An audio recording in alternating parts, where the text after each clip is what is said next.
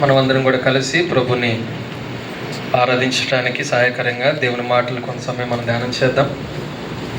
మనం ఒక వచన భాగాన్ని కలిసి చదువుకుందాం. జకర్యా గ్రంథము 9వ అధ్యాయము. జకర్యా గ్రంథము 9వ అధ్యాయము 13వ వచనాన్ని మనం కలిసి చదువుకుందాం. జకర్యా గ్రంథము 9వ అధ్యాయము 13వ వచనాన్ని మనం కలిసి చదువుకుందాం. యూదా వారిని నాకు విల్లుగా వంచుచున్నాను, ఎఫ్రాయిము వారిని బాణములుగా చేయుచున్నాను. సియోను నీ కుమారులను రేపుచున్నాను, సూర్యుడు ఖడ్గము ప్రయోగించినట్లు నేను నిన్ను ప్రయోగింతును. గ్రేకీలారా, సియోను కుమారులను మీ మీదకి రేపుచున్నాను. ఈ యొక్క అద్భుతమైన వచ్చిన భాగాన్ని మనం గమనించగలిగితే ప్రభుని మనం ఆరాధన చేయడానికి సహాయకరంగా ఈ యొక్క వచ్చిన భాగంలో నుండి 4 ప్రత్యేకమైన శ్రేష్టమైన కొన్ని విషయాలు మనం గమనించవచ్చు. మొట్టమొదటిగా మనం ఇక్కడ చూడగలిగితే 13వ వచనం ప్రారంభ భాగం. యూదా వారిని నాకు విల్లుగా వంచుచున్నాను, ఎఫ్రాయిము వారిని బాణములుగా చేయుచున్నాను అన్న మాట మనం చూస్తాం. కాబట్టి ఇక్కడ చేయుచున్నాను బాణములుగా అన్న మాట మనం ఇక్కడ గమనించగలిగితే, వాడుక భాషలో మనము గమనించే ప్రాముఖ్యమైన పదం ఏంటంటే, నేను ఆ యొక్క ఎఫ్రాయిము వారిని లేకపోతే యూదా వారిని లేకపోతే సియోను వారిని నేను ఏం చేస్తూ ఉన్నానంటే ప్రయోగిస్తూ ఉన్నాను, లేకపోతే ఉపయోగించుకుంటూ ఉన్నాను, లేకపోతే వారిని నేను నడిపిస్తూ ఉన్నాను అన్నటువంటి అర్థాన్ని మనం గమనిస్తాం. అయితే వాస్తవానికి యొక్క యూదా వారు, అదేవిధంగా ఎఫ్రాయిము వారు, లేకపోతే యొక్క సియోను కుమారులు లేకపోతే కుమార్తెలు ఎటువంటి స్థితిలో ఉన్నప్పుడు ప్రభువైన దేవుడు వారిని ఉపయోగించుకోవడానికి ఆయన ఇష్టపడ్డాడు. విలాపవాక్యములు 1వ అధ్యాయము 6వ వచనాన్ని దయచేసి ఒకరు చదవండి. విలాపవాక్యములు 1వ అధ్యాయము 6వ వచనం. సియోను కుమారి సౌందర్యమంతే తొలగిపోయాను, దాని అధిపతులు మేతలేని దుప్పుల వలె ఉన్నారు, వారు బలహీనులై తరుము వారి ఎదుట నిలువలేక పారిపోయి. కాబట్టి మనందరి జీవితాల్లో ఒకప్పుడు సియోను కుమార్తె వలె పారిపోతున్న పరిస్థితి, అది మాత్రమే కాదు బలహీనులుగా ఉన్న పరిస్థితి, అది మాత్రమే కాదు కానీ శత్రువైన అపవాదికి, శత్రువైన ఆ యొక్క బానిస సంఖ్యలకు బంధింపబడిన స్థితిలో మన యొక్క జీవితంలో అపవాదైన సాతానుడికి దాసులుగా బానిసలుగా నీవు నేను మన యొక్క జీవితంలో ఆ యొక్క తరమపడుతున్న పరిస్థితిలో పారిపోతూ ఉన్నప్పుడు, ఎన్నిక లేని స్థితిలో ఉన్నప్పుడు, మన యొక్క జీవితంలో ఏమాత్రం కూడా బలము లేని వారిగా బలహీనులుగా ఆ యొక్క పాప సంబంధమైన పతన స్థితిలో పడి ఉన్నప్పుడు, ఇటువంటి స్థితిలో ఉన్నప్పటికీ సైతము ప్రభువైన యేసుక్రీస్తు వారు ఏమంటూ ఉన్నారంటే, ఓ యూదా వారులారా, ఓ ఎఫ్రాయిము వారులారా, ఓ సియోను కుమార్తె, నేను నిన్ను ఉపయోగించుకుంటానని ఆయన చెప్పాడు. అంటే ఆయన ఏం చేస్తూ ఉన్నాడు, ఆయన ఏమై ఉన్నాడు, ఆయన ప్రేమ మన జీవితంలో ఇటువంటి స్థితిలో ఉన్నప్పటికీ కూడా ఏం చేసింది. యెషయా గ్రంథం 42వ అధ్యాయము, ఇక్కడ ఒక మంచి మాట ఉంది. యెషయా గ్రంథము 42వ అధ్యాయము. ఇటువంటి విల్లును ఆయన ఏం చేయలేదు. 42వ అధ్యాయం 3వ వచనం మొదటి భాగాన్ని మనం చూద్దాం. నలిగిన రెల్లును అతడు విరవడు. కాబట్టి నలిగిన స్థితిలో, పాడైన స్థితిలో, పాప బంధకాల ద్వారా పతనమైపోయిన స్థితిలో, ఏ ఒక్కరు కూడా కోరుకొని ప్రేమించిన ఎన్నికలేని స్థితిలో, తరమబడుతూ బలహీనులుగా పారిపోతూ మన యొక్క జీవితంలో దిక్కులేని దుస్థితిలో ఉన్నప్పుడు, ఇటువంటి స్థితిలో ఉన్నప్పటికీ సైతము నలిగిన మనలను ఆయన ఏం చేయలేదంట, విరవలేదంట. మరి ఆయన ఏం చేశాడు? దినవృత్తాంతములు 1వ గ్రంథము 28వ అధ్యాయము. ఆయన విరవకుండా, త్రోసివేయకుండా, గెంటి వేయకుండా, నెట్టివేయకుండా, నాకు వద్దులే అనకుండా ఆయన ఏం చేశాడు? దినవృత్తాంతములు 1వ గ్రంథము 28వ అధ్యాయము 4వ వచనాన్ని మనం చూద్దాం. ఇశ్రాయేలీయుల మీద నిత్యము రాజునయుటకు ఇశ్రాయేలు దేవుడైన యెహోవా నా తండ్రి ఇంటి వారందరిలోనూ నన్ను కోరుకొనిను. ఆయన యూదా గోత్రపు వారిలో ప్రధానమైనదిగా నా తండ్రి ఇంటిలో నన్నును ఏర్పరచుకొని నా యందు ఆయన దయ చూపి ఇశ్రాయేలు మీద రాజుగా నియమించున్నాడు. కాబట్టి ఆయన నా మీద దయ చూపించాడు, ఆయన నన్ను ఎన్నుకున్నాడు, ఆయన నన్ను ఏర్పాటు చేసుకున్నాడు. ఆయన నా మీద దయ చూపించుకుని ఉన్నట్లయితే నేను ఏమైపోయేవాడిని? ఆయన నన్ను కరుణించకుండా ఉన్నట్లయితే నా యొక్క జీవితంలో నేను ఎక్కడ ఉండేవాడిని? ఆయన నా ఎడల తన యొక్క కటాక్షాన్ని అపారంగా కనపరచకపోయి ఉంటే నా యొక్క జీవితంలో నా యొక్క బ్రతుకు అన్నది, నా యొక్క అంతం అన్నది, నా యొక్క ముగింపు అన్నది, నా యొక్క మరణం అన్నది ఎంత దయనీయంగా ఉండేది. అయితే ప్రభువైన యేసుక్రీస్తు వారు ఏం చేస్తూ వచ్చారంటే, ఆయన నన్ను ఏర్పరచుకున్నాడు. తన దయను నా మీద కనపరుస్తూ వచ్చాడు. నిజమే, మన కేరపడిన ఒక్కసారి మనం చూడగలిగితే దేవుడు తన యొక్క దయను, తన యొక్క కటాక్షాన్ని మన మీద చూపించి మనల్ని ఎన్నుకున్న ఆ గొప్ప సందర్భాన్ని మనం ఒక్కసారి మనం గమనించగలిగితే, కొరింథీయులకు రాసిన మొదటి పత్రిక మొదటి అధ్యాయము, కొరింథీయులకు రాసిన మొదటి పత్రిక మొదటి అధ్యాయము 26వ వచనాన్ని మనం చూద్దాం. సహోదరులారా, మిమ్మల్ని పిలిచిన పిలుపును చూడుడి, మీలో లోకరీతిని జ్ఞానులైనను గనులైనను గొప్ప వంశం వారైనను అనేకులు పిలబడలేదు, కానీ ఏ శరీరం దేవుని ఎదుట అతిశయింపకుండినట్లు జ్ఞానులను సిగ్గుపరచుటకు లోకంలో నుండి వేరే వారిని దేవుడు ఏర్పరచుకొని ఉన్నాడు. చాలు. ఈ విధంగా మనం కింద యొక్క భాగాలన్నిటి కూడా మనం గమనించగలిగితే జ్ఞానులు ఉన్నారు, బలవంతులు ఉన్నారు, ఎన్నికైన వారు ఉన్నారు, ఏర్పరచబడిన వారు అనేకులు ఉన్నప్పటికీ సైతం ప్రభువైన యేసుక్రీస్తు వారు మన యొక్క జీవితంలో నీచులుగా ఉన్నప్పటికీ, తృణీకరింపబడిన స్థితిలో ఉన్నప్పటికీ, తరమబడుతున్న స్థితిలో ఉన్నప్పటికీ, పారిపోతున్న పరిస్థితిలో ఉన్నప్పటికీ, బలహీనమైన నలిగిన రెల్లు వల్లే అటు ఇటు కొట్టుకుంటూ ఉన్నప్పటికీ, అది మాత్రమే కాదు, మన యొక్క జీవితంలో ఏ ఎన్నికలో నీవు నేను లేనప్పటికీ కూడా ప్రభువైన యేసుక్రీస్తు వారు ఆయన మనల్ని ఏం చేస్తూ వచ్చాడంట? ఏర్పరచుకున్నాడు. ఆయన కోరుకున్నాడు. నలిగిన మనలను విరవకుండా నీవు నాకు కావాలి అని చెప్పి తన దయను, తన కటాక్షాన్ని మన మీద ఆయన కనపరుస్తూ వచ్చాడు. కాబట్టి ఈ దినాన మనము ఆయన సన్నిధిలో ఉండగలుగుతున్నాం, ఆయన ఆరాధించగలుగుతున్నాం. ఇది కేవలం ఆయన దయ మాత్రమే, ఆయన ఏర్పాటులో ఉన్న కారణం మాత్రం ఇటువంటి ధన్యత మనకి దేవుడు అనుగ్రహిస్తూ వచ్చాడు. కాబట్టి మొదటిగా ఆ దేవాతి దేవుని ఆరాధన చేద్దాం. రెండో మాట మనం గమనించగలిగితే ఇదే జకర్యా గ్రంథం 9వ అధ్యాయము, జకర్యా గ్రంథం 9వ అధ్యాయము 13వ వచనం ప్రారంభ భాగాన్ని మళ్ళీ ఒకసారి మనం చూద్దాం. యూదా వారిని నాకు విల్లుగా వంచుచున్నాను, ఎఫ్రాయిము వారిని బాణములుగా చేయొచ్చు. రెండో మాట మనం ఇక్కడ గమనించగలిగితే, మొదటిగా పారిపోతూ అంత మాత్రమే కాదు, బలహీనమైన నలిగిన స్థితిలో ఉన్న ఆ యొక్క సియోనును, ఆ యొక్క యూదా వారిని, ఎఫ్రాయిము వారిని దేవుడు ఏ విధంగా కోరుకున్నాడో, ఎన్నుకున్నాడో, ఏర్పాటు చేసుకున్నాడో మనం చూస్తూ వచ్చాం. అయితే ఆయన ఏర్పరచుకున్న తర్వాత రెండోదిగా ఆయన ఏం చేస్తున్నాడంటే, ఆ విలువను ఏం చేస్తూ ఉన్నాడంట? వంచుతూ ఉన్నాడు. అది మాత్రమే కాదు, ఆ యొక్క బాణాన్ని ఆయన బాణములుగా వాటిని చేయుచున్నాడు అన్న మాట మనం ఇక్కడ గమనించగలిగితే, అంటే అది బాణంగా చేయబడినట్లుగా ప్రభువైన దేవుడు ఆ యొక్క విలువను ఏం చేస్తున్నాడంటే వంచుతూ ఉన్నాడు, వంచుతూ ఉన్నాడు. ఆ మాటను మన యొక్క మనసులో పెట్టుకొని ఇప్పుడు ఒక వచనాన్ని మనం చూద్దాం. యెషయా గ్రంథము 49వ అధ్యాయము. ఆయన వంచుతూ ఉన్నాడు అన్నప్పుడు రెండోదిగా ఆయన ఏం చేస్తూ ఉన్నాడు?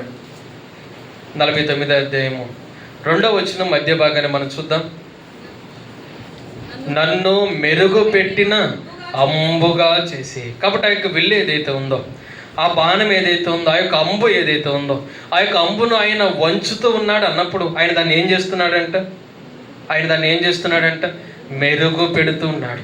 కాబట్టి రెండోది మనం ఇక్కడ గమనించగలిగితే, ప్రభువైన దేవుడు మన యొక్క జీవితంలో ఆయన ఎన్నుకుని ఏర్పాటు చేసుకుని ఆయన మన యొక్క జీవితంలో ఇటువంటి శ్రేష్టమైన ధన్యకరమైన స్థితిని అనుగ్రహించిన ఆ దేవాతి దేవుడు ఇప్పుడు ఆయన మనల్ని వంచడానికి ఇష్టపడుతున్నాడు. ఆయన మనల్ని రూపాంతరపరచడానికి ఇష్టపడుతున్నాడు. ఆయన మనల్ని మెరుగుపరచడానికి ఇష్టపడుతున్నాడు. కారణం ఏంటి అన్న విషయాన్ని మనం ఇక్కడ గమనించగలిగితే, యెషయా గ్రంథం 48వ అధ్యాయము, యెషయా గ్రంథం 48వ అధ్యాయము 10వ వచనాన్ని మనం చూద్దాం. నేను నిన్ను పుటం వేసి తిని వెండిని వేసినట్లు కాదు, ఇబ్బంది కొలిమిలో నిన్ను పరీక్షించి తిని. కాబట్టి మెరుగు రావాలంటే మెరుగు ముందు ఏముండాలంట? పరీక్ష ఉండాలి. కాబట్టి ఆయన పుటం వేస్తున్న దేవుడిగా, ఆయన పరిశీలన చేస్తున్న దేవుడిగా, ఆయన యొక్క అగ్నిగుండా నడిపిస్తున్న దేవుడిగా, ఆ యొక్క ఇబ్బంది కొలిమి వంటి పరిస్థితులు అనుమతిస్తున్న దేవుడిగా మన యొక్క జీవితంలో పరీక్షించి వంచి ఆయన ఏం చేయదలిచాడంటే మన యొక్క జీవితంలో మనలను మెరుగుపరచాలని ఆయన ఆలోచించిన దేవుడిగా ఉన్నాడు. అందుకని కీర్తన గ్రంథంలో ఒక మంచి మాట ఉంది. 66వ అధ్యాయము, కీర్తన గ్రంథం 66వ అధ్యాయము 10వ వచనాన్ని మనం చూద్దాం.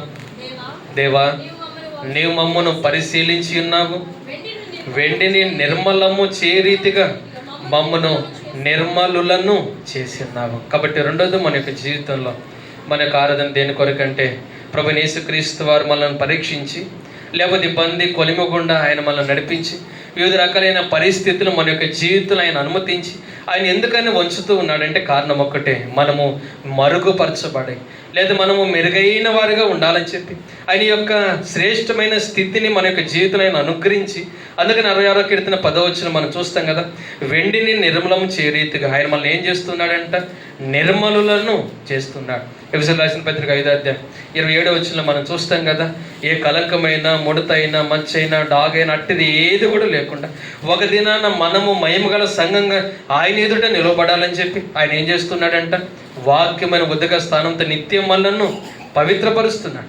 పరిశుద్ధపరుస్తున్నాడు. అందుకని రెండోది, ప్రభా నా జీవితంలో అనేక సార్లు మీకు విరోధమైన పరిస్థితులు ఉన్నప్పటికీ, అనేక సార్లు నా యొక్క జీవితంలో వివిధ రకాలైన పరిస్థితులు కూడా నేను నడిపించబడుతూ ఉన్నప్పుడు, అనేక సార్లు కొట్టబడి వివిధ రకాల బలహీనతలు, శ్రమలు కూడా నేను నా యొక్క కుటుంబం వెళుతూ ఉన్నప్పటికీ సరే, ఇవన్నీ కూడా నా యొక్క జీవితంలో నా యొక్క కుటుంబానికి నువ్వు మెరుగుపరుచున్నట్లుగా, రూపాంతరపరచబడినట్లుగా, నిర్మలులుగా సిద్ధపడినట్లుగా, ఏ కలంకం, ముడత, మచ్చ లేకుండా పవిత్రంగా ఉండినట్లుగా, ఒక దినాన నిర్దోషమైన, నిష్కలంకమైన స్థితిలో మీ ఎదుట మేము నిలబడినట్లుగా, ప్రతి క్షణం కూడా మమ్మల్ని విడిచిపెట్టుకుని మమ్మల్ని సిద్ధపరుస్తున్నాం అని చెప్పి రెండవదిగా మనమైన ఆరాధన చేద్దాం.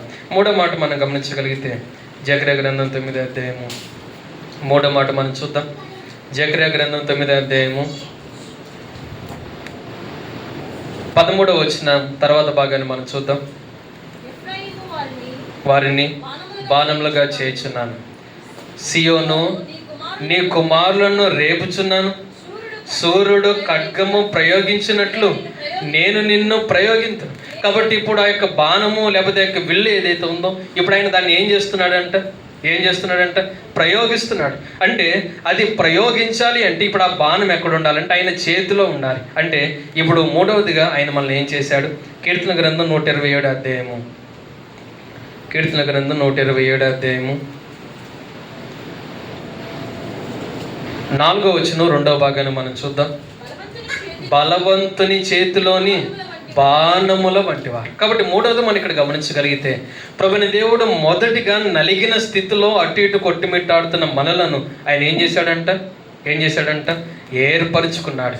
తర్వాత రెండవదిగా ఏర్పరుచుకున్న మనలను మన యొక్క జీవితాలను ఆయన ఏం చేస్తున్నాడంట, మెరుగుపరుస్తున్నాడు. మూడవది మనం ఇక్కడ గమనించగలిగితే, ఇప్పుడు మనల్ని ఎక్కడికి తీసుకున్నాడంట, తన చేతుల్లోకి తీసుకున్నాడు. అంటే ఇప్పుడు మనం ఆయన చేతులలో ఉన్నాము అన్నప్పుడు, మరి ఆయన చేతుల్లో ఉన్నప్పుడు మన జీవితంలో మనం కలిగి ఉన్న ధన్యకరమైన స్థితి ఏంటి, విశ్వాసులుగా, దేవుని ఎరిగిన క్రైస్తవులుగా అన్న విషయాన్ని మనం మూడోదిగా గమనించగలిగితే, యెషయా గ్రంథం 49వ అధ్యాయము, ఆయన చేతుల్లో ఉన్న మన జీవితాలు ఎందుకనే ధన్యకరమైనవి. యెషయా గ్రంథం 49వ అధ్యాయము 16వ వచనాన్ని మనం కలిసి చదువుకుందాం.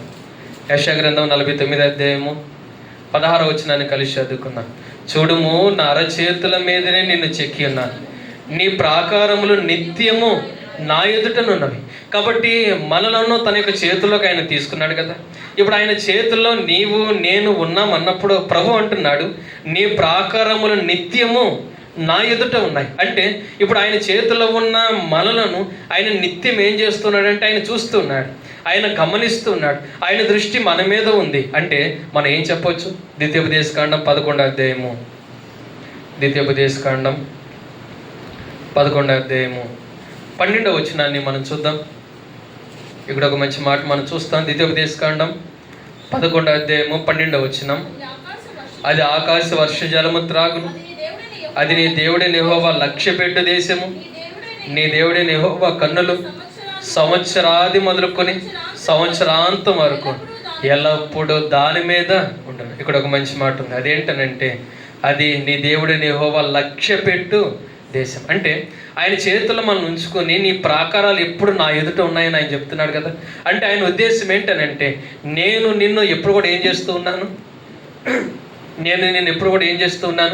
లక్ష్య పెడుతూ ఉన్నాను, నేను నిత్యము నిన్ను చూస్తున్నాను, నా కనుదృష్టి ఎల్లప్పుడూ కూడా నీ మీద ఉంది. ఆ యొక్క సంవత్సరాది మొదలుకొని సంవత్సరాంతం వరకు ఎల్లప్పుడూ కూడా నేను నిన్ను చూస్తూనే ఉన్నానని చెప్పి ప్రభువైన దేవుడు మనతో మాట్లాడుతున్నాడు. నిజంగా ఇదెంతో ధన్యకరమైన స్థితే కదా. ఈ లోకంలో ఎవరు ఉన్నా లేకపోయినా, ఎవరు చూసినా చూడకపోయినా, ప్రేమించకపోయినా, పరామర్శించకపోయినా, వారు వచ్చినా రాకపోయినా, అయితే ప్రభువైన దేవుడు మన యొక్క జీవితంలో, మన యొక్క బ్రతుకుల్లో మనకున్న ఒక శ్రేష్టమైన ధన్యకరమైన ఆనందం, ధైర్యం, లేకపోతే దృఢమైన ఒక నిశ్చయిత ఏంటనంటే, నా యేసే నిత్య నన్ను ఏం చేస్తాడు, చూస్తాడు. ఆయన నన్ను లక్ష్య పెడతాడు. ఆయన నిరంతరం తన కనుదృష్టిని నా మీద, నా యొక్క కుటుంబం మీద, నా బిడ్డల మీద ఆయన ఎప్పుడు కూడా ఉంచిన దేవుడుగా, నిత్యము నాకు ఒక గొప్ప దేవుడు పరలోకమందు ఉన్నాడని చెప్పి మనం ధైర్యంగా ఈ లోకంలో సాగిపోవటానికి ఆయన మనకు అనుగ్రహించిన యొక్క శ్రేష్టకరమైన స్థితి ఏదైతే ఉందో అందు నిమిత్తం ఆయన మనం ఆరాధన చేద్దాం. ఇంకో మాట కూడా ఇక్కడ ఉంది కదా, యెషయా గ్రంథం 49:16 ఆయన తన అరచేతులు మనల్ని ఏం చేశాడంట? చెక్కుకున్నాడు. అంటే ఆయన అరచేతిలో చెక్కుకున్న స్థితి అన్నది మనల్ని మన యొక్క జీవితాలను ఒక దినాన్ని ఎక్కడికి తీసుకుని వెళ్ళబోతుందో తెలుసా?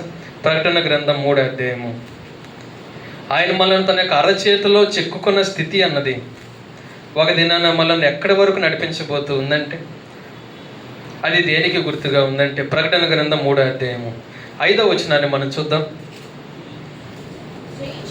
జయించువాడు అలాగున తెల్లని వస్త్రములు ధరించుకొనును, జీవ గ్రంథంలో నుండి అతని పేరెంత మాత్రమును తుడుపు పెట్టగా నా తండ్రి ఎదుటను ఆయన దూతల ఎదుటను అతని పేరు ఒప్పుకొను. కాబట్టి ఆయన తన యొక్క అరచేతులు మనం చెక్కుకున్నాడు అన్నప్పుడు మరొక మాట మనం చెప్పొచ్చు. అదేంటనంటే ఆయన మన యొక్క పేర్లు ఏం చేశాడంట? తన జీవ గ్రంథంలో చెక్కాడు. అది మాత్రమే కాదు, ఆయన చెక్కాడు అన్నప్పుడు అతని పేరు ఎంత మాత్రం కూడా ఏం చేయబడదంట? తుడుపు పెట్టబడదు. అందుకనే ఈ యొక్క 3వ భాగంలో మనం ఆయన ఆరాధన చేయడానికి 2 కారణాలు మనం చూస్తాం. ఆయన చేతులకు మనం తీసుకున్నాడు అన్నప్పుడు 2 విషయాలు. ఒకటి ఏంటనంటే ఆయన నిత్యం మనల్ని ఏం చేస్తూ ఉన్నాడు? లక్ష్య పెడుతూ ఉన్నాడు. ఆయన తన యొక్క కనుదృష్టిని మన మీద ఉంచాడు. నేను నిత్యం నేను చూస్తూ ఉన్నాను కదా, నేను కొనుక్కుండా నిద్రపోకుండా ఇశ్రాయేలును కాపాడు దేవుడిగా నేను కాపాడుతూ ఉన్నానని ఆయన మనతో మాట్లాడుతున్నాడు. అంత మాత్రమే కాదు, నీ పేరు నేను ఏం చేశాను? జీవగ్రంథంలో చెక్కాను, లిఖించాను. అది ఎప్పటికీ తుడుపు పెట్టబడదు. నీవు ఒక దినాన్ని నిత్య జీవంలో తెల్లని వస్త్రాలు ధరించుకుని నాతో కూడా నీవు సంచరించబోతూ ఉన్నావని ప్రభువైన దేవుడు చెప్తూ ఉన్న ఈ యొక్క మాటను బట్టి మన యొక్క జీవితంలో దేవుడు మనకు అనుగ్రహించిన నిరీక్షను బట్టి ఆయన మనం ఆరాధన చేద్దాం. 3వదిగా ఈ 2 మాటలను బట్టి చివరిగా 4వదిగా జకర్యా గ్రంథం 9 చివరిగా 4వదిగా జకర్యా గ్రంథం 9 13వ చివరి భాగాన్ని మనం చూద్దాం. 13వ చివరి భాగం. గ్రేకీలారా, సియోను కుమారులను మీ మీదకి రేపుచున్నాను. కాబట్టి చివరిగా 4వది మనం ఇక్కడ గమనించగలిగితే ఏ విల్లు అయితే ఉందో, ఏ బాణం అయితే ఉందో దానిని ఆ యొక్క గ్రేకీల మీదకి ఆయన ఏం చేస్తూ ఉన్నాడంట? రేపుతూ ఉన్నాడు. అంటే ఆ యొక్క గ్రేకులైన వారు శత్రువులు. ఆ యొక్క గ్రేకులైన వారు శత్రు సమూహానికి, ఆ యొక్క అపవాదైన సాతానికి వారు గుర్తుగా ఉన్నారు. వారి మీదకి ఆయన మనను రేపుతూ ఉన్నాడు అన్నప్పుడు దేవుడు ఈ లోకలు మనకు అనుగ్రహిస్తున్న స్థితి ఏంటంటే ఎఫెసీయులకు రాసిన పత్రిక 6 ఇక్కడ ఒక మంచి మాట మనం చూస్తాం. ఎఫెసీయులకు రాసిన పత్రిక 6 16 మనం చూద్దాం. ఇవన్నీగాక విశ్వాసమును డాలు పట్టుకొనుడి, దానితో మీరు దుష్టుని అగ్నిబాణములన్నిటిని ఆర్పుటకు శక్తిమంతులగుదురు. కాబట్టి దుష్టుడు ఏం చేస్తున్నాడంటే అగ్నిబాణాలను మన మీదకి వేస్తున్నాడు. వాడు గ్రేకీయుడు వలె అపవాదైన సాతానుడు, ఆ యొక్క శత్రువు అయిన ఆ యొక్క అపవాదైన సాతానుడు ఏదో ఒక రూపంలో, ఏదో ఒక విధంగా, ఏదో ఒక కారణాన్ని బట్టి మన యొక్క జీవితంలో అగ్ని బాణాలను వేసి మనం నష్టపరిచి, అది మాత్రమే కాదు అనేక విధాలు మన యొక్క జీవితంలో మనం దుఃఖపరచాలని చూసినప్పటికీ సైతం ప్రభువైన దేవుడు మనలను వాడి మీదకి రేపి ఆ యొక్క అగ్ని బాణాలన్నింటిని కూడా ప్రభు ఏం చేస్తున్నాడంట? ఆర్పివేస్తున్నాడు. అటు శక్తిని మనకు అనుగ్రహిస్తున్నాడు. జయ జీవితాన్ని మనకు దయచేస్తున్నాడు. అపవాదిని జయించిన వారుగా ఈ లోకంలో నీవు నేను విజయవంతులుగా సాగిపోనట్లుగా, అటువంటి అత్యధికమైన విజయవంతులుగా ప్రభువైన దేవుడు మనల్ని ఉంచాడు. కాబట్టి ఈ స్థితి అన్నది ఒక దినాన్ని మన యొక్క జీవితంలో ప్రభువైన యేసుక్రీస్తు ద్వారా మనం ఏం పొందుకోబోతున్నా చివరిగా ఈ యొక్క వచనాన్ని మనం కలిసి చదువుకుని ఆరాధన ప్రవేశిద్దాం. ప్రకటన గ్రంథం 2 ఆ యొక్క గ్రేకీల మీద లేకపోతే అపవాదికి గుర్తుగా ఉన్న ఆ యొక్క సాతాను మీద విజయాన్ని మనకు అనుగ్రహించిన దేవుడు, ఆ యొక్క అగ్నిబాణాలన్నింటిని ఆర్పటానికి శక్తినిచ్చిన ఆ దేవుడు ఈ యొక్క జీవితం ద్వారా ఆయన ఏమి ఇవ్వబోతున్నాడు. ప్రకటన గ్రంథం 2 26, 27 కలిసి ఉన్నాయి. మనం కలిసి చదువుకుని మనం ఆరాధన ప్రవేశిద్దాం. నేను నా తండ్రి వలన అధికారం పొందినట్టు జయించుచు అంతం వరకు నా క్రియలు జాగ్రత్తగా చేయవానికి జనుల మీద అధికారం ఇచ్చేదను. అతడు ఇనుపదండంతో వారిని ఏలును, వారు కుమ్మరి వాని పాత్ర వల్లే పగలగొట్టబడదురు. కాబట్టి జయించిన ప్రభువైన దేవుడు మనకు జయ జీవితాన్ని అనుగ్రహించి నిరంతరము మనము ఆ యొక్క పరిశుద్ధ పరలోక పట్టణంలో ఆ యొక్క తండ్రి సింహాసనం దేవుని యొక్క కుడిపార్శ్వన నీవు నేను ఆశలుగా ఉన్నవారుగా, నిరంతరం అధికారులుగా, రాజులుగా, యాజకులుగా, ఏలేవారుగా ఆ యొక్క నిత్య జీవంలో సదాకాలం మనం ఉండే ధన్యత ఆయన ఇవ్వబోతున్నాడు. అందు నిమిత్తం 4వదిగా ప్రభువైన దేవుణ్ణి మనము ఆరాధించేద్దాం. కాబట్టి యొక్క 4 మాటలు మళ్ళీ క్లుప్తంగా ఒకసారి మనం గమనించి మన యొక్క మనసులో పెట్టుకుని, ప్రభువైన దేవుడు మనం ఎటువంటి స్థితిలో ఉంటే ఆయన ఎటువంటి స్థితిలోకి ఆయన నడిపిస్తూ వచ్చాడు, వాటి మన యొక్క హృదయంలో నెమరు వేసుకుంటూ వాక్యానుసారంగా ఆయన మనము ఆరాధించేద్దాం. కాబట్టి మొదటిగా మనం గమనించగలిగితే ఈ యొక్క విల్లు ఏదైతే ఉందో అది నలిగిన స్థితిలో ఉంది, అది పారిపోతూ ఉంది, అది బంధకాల్లో ఉంది, అది బానిసత్వపు సంఖ్యల్లో ఉంది, అది తరమబడుతూ ఉంది, తన యొక్క జీవితంలో దిక్కుతోచని స్థితిలో ఒంటరిగా ఉంది. అయితే అటువంటి విల్లును ఆయన ఏం చేయలేదంట, అటువంటి నలిగిన విల్లును ఆయన ఏం చేయలేదంట, విరువలేదు. కానీ అటువంటి విల్లును ఆయన ఏం చేశాడు, ఏర్పరచుకున్నాడు.